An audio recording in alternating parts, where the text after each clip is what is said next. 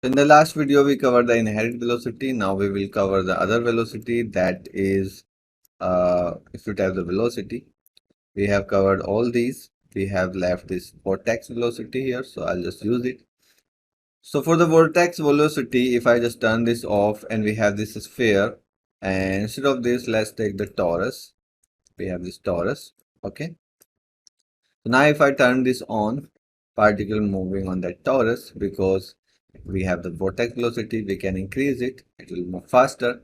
And then the axis is by default z, so it's taking that z and moving around it. If you make this like x, particle will move on the x, and same you can do on the y. Okay, so you can increase it and particle will move faster.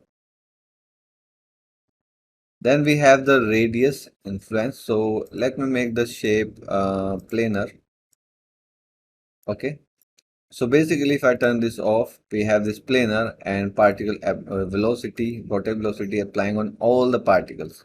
If you add this influence and decrease the radius like 50, see, it's creating that 50 radius sphere here and just applying the vortex on that. You can increase this like 100.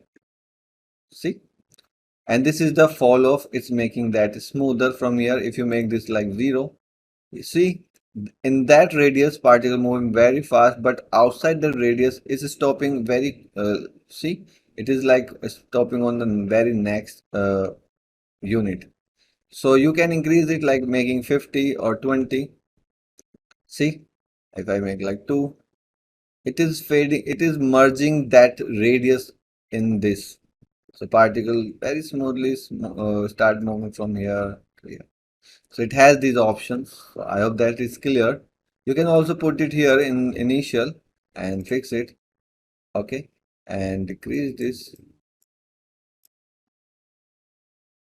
Okay, so that's it. I hope this is clear.